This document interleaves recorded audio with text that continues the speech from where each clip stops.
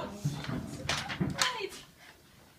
This is the Christmas play. I don't know how to start this. This is the Christmas play. Yeah. It's the Grinch. Jenna wrote it. I'm the Grinch. She's Max. Who's narrator?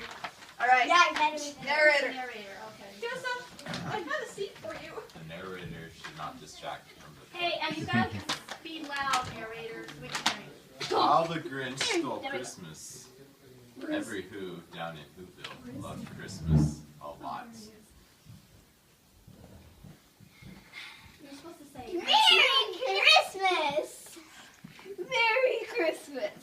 Merry Christmas! There you go. Thank you. But the Grinch who lives just north of Whoville did not. Oh, what a Grinch. The Grinch hated Christmas the whole Christmas season. Now please don't ask why. No one quite knows the reason. She does. It could be her head wasn't screwed on just right. Yeah, Could be perhaps that her shoes were too tight. She's not. But I think that the most likely reason of all may have been that her heart was 2 sizes too small. What a mean Max, person. fetch my coat. We're going to town. You're wearing it, Jack.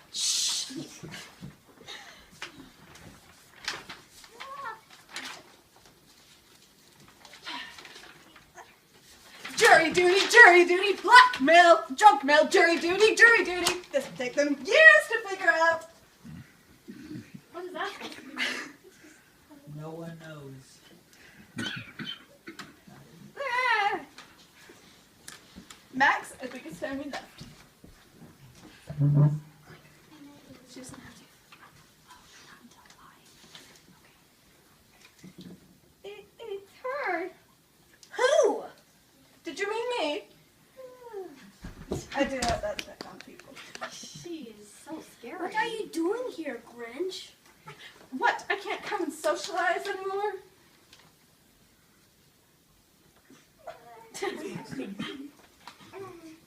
You can't figure that square. Stay away from Christmas, Grinch. Fine. You don't want me here? I'll go. Come, Max. We're going. Can I have a...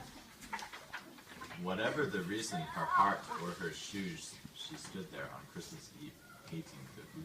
Albert A. Who? I hate you. Hate. Hey, It's my life. Hate. Double hate. Loathe entirely. She's very mean. What a Grinch. staring down from her cave with a sour, grinchy frown at the warm lighted windows below in their town. For she knew every Who down in Whoville beneath were busy hanging a mistletoe and their booth. And they're hanging their stockings. She said with a sneer. Tomorrow's Christmas. It's practically here. Then she growled with her Grinch fingers nervously drumming. I must find some way to stop Christmas from coming. For tomorrow, she knew, all the Who girls and boys would wake bright and early. They'd rush for their toys, and then, oh the noise, noise. That's one thing she hated. Noise. Then the Who's, young and old, would sit down to a feast, and they'd feast, and they'd feast, and they'd feast, etc.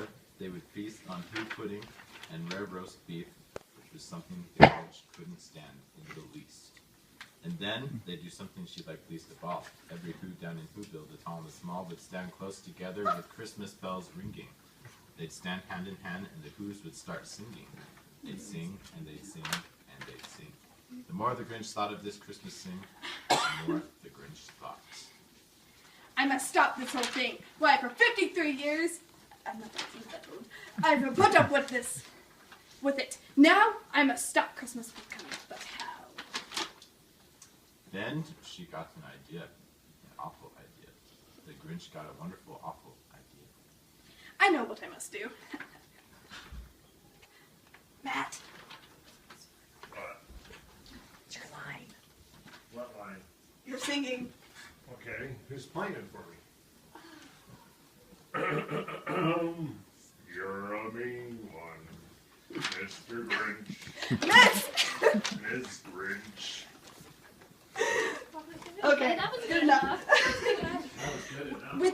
sucked. It was the best. With this coat and this hat, I'll look just like Saint Nick. All I need is a reindeer. The Grinch looked around, but since reindeer are scarce, there was none to be found. Don't hurt That's for hey. Shh. Sorry. Did that stop the old Grinch? No, the Grinch simply said. If I can't find a reindeer, I'll have to make one instead. Max, get over here! So she called her dog Max.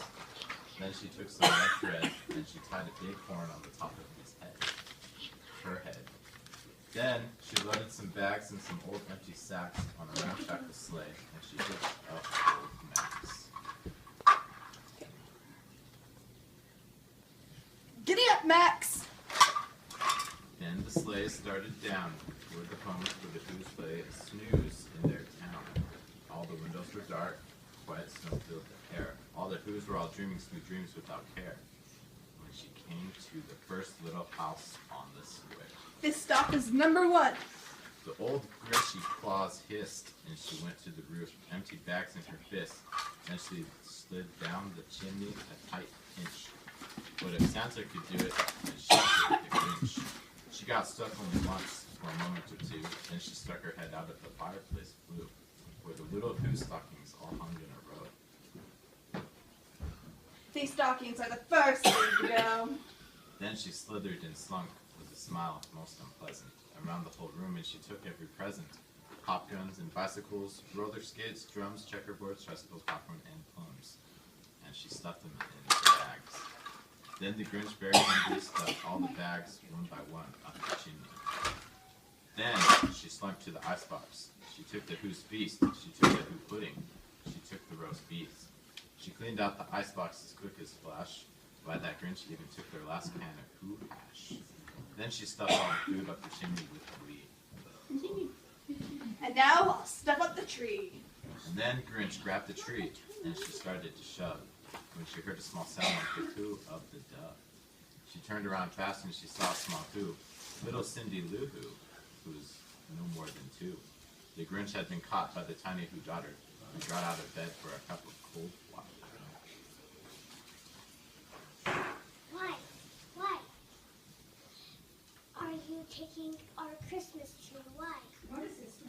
But you know, Hey, sorry, but you know, the old Grinch was so smart, so slick, she thought up a lie, and she thought it up quick. why, my sweet tot? The fake Santa Claus lied. There's a light on this tree that won't light on one side. So I'm taking it home to my workshop. My dear, I'll fix it up there, then I'll bring it back here. And her fib fooled the child. Then she patted her head and she got her a drink and sent her to bed. And when Cindy Lou Who went to bed with her cup, the Grinch went to the chimney and stuffed the tree up. Then the last thing she took was the log for their fire.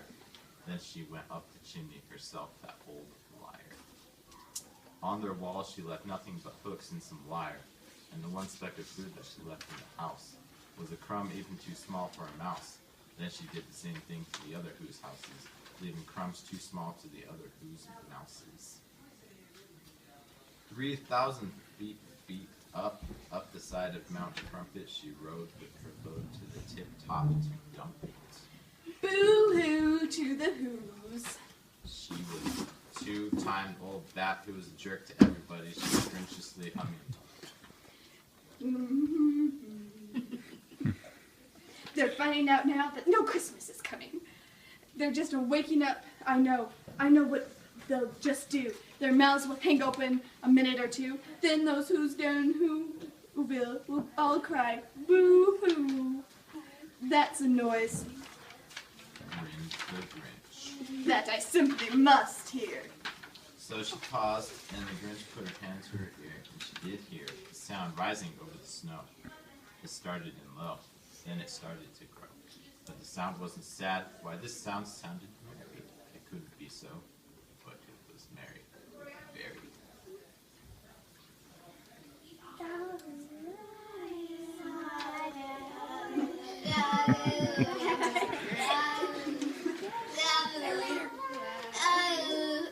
Every Who the tall and the small were singing without any presents at all. She hadn't stopped Christmas from coming. It came. Somehow or other, it came just the same. And the Grinch with her Grinch feet, ice cold in the snow, stood puzzling. How could it be so? It came without ribbons, it came without tags, it came out without packages, boxes, or bags. And she puzzled 3 hours, till her puzzler was sore. Then the Grinch thought of something she hadn't before. Maybe Christmas doesn't come from a store. Maybe Christmas perhaps means much, a little bit more. And what happened then? Well, in Whoville, they say that the Grinch's small heart grew 3 sizes. Help me, Max! I'm feeling! And the minute her heart didn't feel quite so tight, she whisked her loaves of bright morning light. And she brought back the toys and the food for the feast. And she herself, the Grinch, carved the roast beef.